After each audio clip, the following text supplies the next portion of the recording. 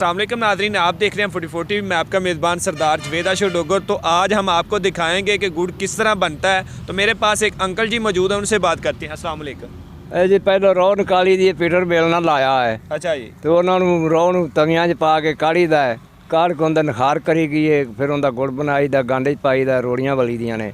ਅੱਛਾ ਬਾਬਾ ਜੀ, ਤੁਸੀਂ ਇਹ ਦੱਸੋ ਕਿ ਜਦੋਂ ਯਾਨੀ ਕਿ ਗੰਨਾ ਕੱਟ ਕੇ ਲਿਆਉਂਦੇ ਨੇ ਇੱਥੇ ਤੇ ਉਹ ਕਿੰਨਾ ਕਮਾਦ ਹੋਵੇ ਤੇ ਇੱਕ ਮਣ ਗੁੜ ਨਿਕਲ ਆਉਂਦਾ ਵੇ?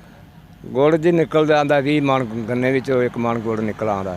ਅੱਛਾ 20 ਮਣ ਗੰਨਾ ਹੋਵੇ ਤੇ ਇੱਕ ਮਣ ਗੁੜ ਨਿਕਲਦਾ? ਹਾਂਜੀ 1 ਮਣ ਗੁੜ ਤੇ ਨਿਕਲਦਾ। ਉਹ ਪਹਿਲੋਂ ਗੰਨਾ ਕੱਟ ਕੇ ਲਿਆਉਂਦੇ ਜੇ, ਉਸ ਤੋਂ ਬਾਅਦ ਵੇਲਣੇ 'ਚ ਪਾਉਂਦੇ ਜੇ ਗੰਨਾ, ਰੋਹ ਨਿਕਲਦੀ ਏ। ਰੋਹ ਕੱਢਣ ਤੋਂ ਬਾਅਦ ਫਿਰ ਉਹਨੂੰ ਯਾਨੀ ਕਿ ਕੜਾਹਿਆਂ ਵਿੱਚ ਪਾ ਕੜਾਹਿਆਂ 'ਚ ਪਾ ਕੇ ਅੱਗ ਬਾਲੀ ਦੀ ਏ, ਉਹਦੀ ਫਿਰ ਨਖਾਰ ਕਰੀ ਦੀ ਏ ਉਹਨੂੰ ਤੇ ਗਾਂਡੇ। ਉਹ ਨਖਾਰ ਜਿਹੜਾ ਉਹਨੂੰ ਗੁੜ ਨੂੰ ਸਾਫ਼ ਕਰਨ ਵਾਸਤੇ, ਰੋਹ ਨੂੰ ਸਾਫ਼ ਕਰਨ ਵਾਸਤੇ ਜਿਹੜਾ ਨਖਾਰ ਕੀਤਾ ਜਾਂਦਾ, ਉਹਦੇ ਵਿੱਚ ਕੀ ਕੀ ਚੀਜ਼ਾਂ ਪੈਂਦੀਆਂ ਨੇ? ਰੰਗ ਕਾੜ ਪਾਏਗਾ ਜੀ ਡਲੀ ਵਾਲਾ ਦੇ ਨਾਲ ਸੋਡਾ ਪਾਈਦਾ, ਅੱਛਾ, ਮਿੱਠਾ ਸੋਡਾ। ਉਹਦੇ ਨਾਲ ਗੁੜ ਦਾ ਰੰਗ ਸਹੀ ਹੋ ਜਾਂਦਾ। ਰੋਹ ਦਾ ਉਹਦੇ ਨਾਲ ਗੁੜ ਦਾ ਰੰਗ ਚਿੱਟਾ ਹੋ ਜਾਂਦਾ, ਨਾਲੇ ਰੋੜੀ ਚੰਗੀ ਬਣ ਜਾਂਦੀ।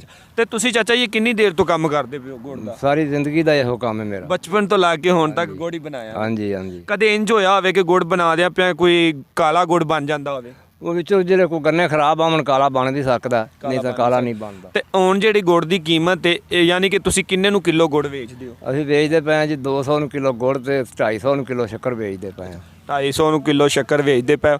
ਤੇ ਇਹ ਜਿਹੜੇ ਖੰਡ 'ਚ ਤੇ ਗੁੜ 'ਚ ਫਰਕ ਕੀ ਹੁੰਦਾ ਵੇ? ਖੰਡ ਤੇ ਗੁੜ 'ਚ ਬੜਾ ਫਰਕ ਹੈ ਜੀ। ਖੰਡ ਭੈੜੀ ਹੈ, ਗੁੜ ਸਹੀ ਹੈ। ਅੱਛਾ, ਖੰਡ ਭੈੜੀ, ਉਹਦੇ ਨੁਕਸਾਨ ਨੇ? ਉਹਦੇ 'ਚ ਨੁਕਸਾਨ ਹੈ, ਗੁੜ 'ਚ ਨੁਕਸਾਨ ਕੋਈ ਨਹੀਂ। ਗੁੜ 'ਚ ਕੋਈ ਨੁਕਸਾਨ ਨਹੀਂ ਹੈਗਾ। ਹਾਂਜੀ। ਤੇ ਰੋਜ਼ਾਨਾ ਦਾ ਤੁਸੀਂ ਕਿੰਨਾ ਗੁੜ ਬਣਾ ਲੈਂਦੇ ਹੋ? 4-5 ਮਣ ਬਣਾ ਲਈਦਾ। ਤੇ ਇੱਥੇ ਨਾਲ ਹੀ ਤੁਸੀਂ ਯਾਨੀ ਕਿ ਮੇਨ ਤੇ ਇੱਥੇ ਹੀ ਵੇਚ ਦਿੰਦੇ ਹੋ ਜਾਂ ਹੋਰ ਵੀ ਲੋਕ ਲੈਣ ਵਾਸਤੇ? ਨਾ, ਇੱਥੇ ਅਸੀਂ ਵੇਚੀ ਜਾਂਦੇ, ਜਿਹੜੇ ਲੋਕ ਆਉਂਦੇ ਨੇ, ਜਿਹੜਾ ਅਸੀਂ ਬਣਾਉਣੇ ਆ ਸ਼ਾਮ ਤੱਕ ਸਜਰਾ ਹੀ ਵਿਕ ਜਾਂਦਾ ਸਾਡਾ। ਅੱਛਾ, ਸਜਰਾ ਹੀ ਵਿਕ ਜਾਂਦਾ। ਤੇ ਇਹ ਕਮਾਦ ਵਗੈਰਾ ਆਪਣਾ ਲਾਉਂਦੇ ਹੋ ਜਾਂ ਮੁੱਲ ਖਰੀਦਦੇ ਹੋ? ਅਸੀਂ ਮੁੱਲ ਖਰੀਦਿਆ ਕਮਾਦ। ਅੱਛਾ, ਮੁੱਲ ਖਰੀਦਿਆ ਹੋਇਆ।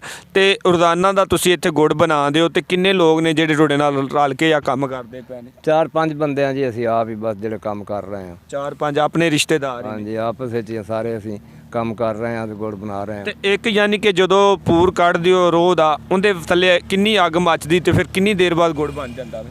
ਤਕਰੀਬਨ ਘੰਟਾ ਸਵਾ ਘੰਟਾ ਅੱਗ ਬਾਲਣੀ ਪੈਂਦੀ, ਫਿਰ ਗੁੜ ਸਵਾ ਘੰਟਾ ਅੱਗ ਬਾਲਣੀ, ਉਸ ਤੋਂ ਬਾਅਦ ਜਾ ਕੇ ਫਿਰ ਉਹ ਪੂਰ ਤਿਆਰ ਹੋ ਜਾਂਦਾ? ਪੂਰ ਤਿਆਰ ਹੋ ਜਾਂਦਾ, ਉਹਨੂੰ ਗਾਂਡੇ 'ਚ ਕੱਢ ਲਈਦਾ। ਤੇ ਜਦੋਂ ਉਹਨੂੰ ਪੂਰ ਤਿਆਰ ਹੋ ਜਾਂਦਾ ਹੈ, ਗੰਢ 'ਚ ਕੱਢ ਕੇ ਰੱਖ ਲਈਦਾ, ਤੇ ਉਹ ਕਿੰਨੀ ਦੇਰ ਬਾਅਦ ਯਾਨੀ ਕਿ ਫਿਰ ਉਹਦੀਆਂ ਰੋੜੀਆਂ ਵਗੈਰਾ ਬਣ ਜਾਂਦੀਆਂ?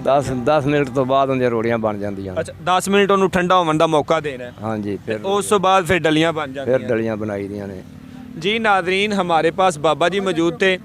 इनने कहा कि जी 10 मिनट के लिए यानी कि उनको ठहरा जाता, उसके बाद उसकी छोटी छोटी रोड़ियां बना ली जाती हैं। पहले उसकी गन्ने को काटा जाता है, गन्ने को काटने के बाद उसकी रोह निकाली जाती है, रोह निकालने के बाद उसको यानी कि आग पर रख दिया जाता है।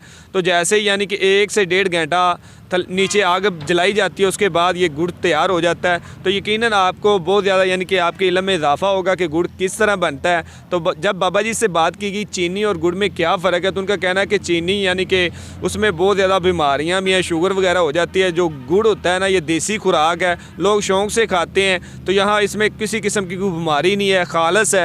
तो गुड़ को खाना चाहिए, गुड़ को इस्तेमाल करना चाहिए। इसी के साथ अपने मेज़बान सरदार जवेद आशर डोगर को दीजिए इजाज़त। अल्लाह निगहबान।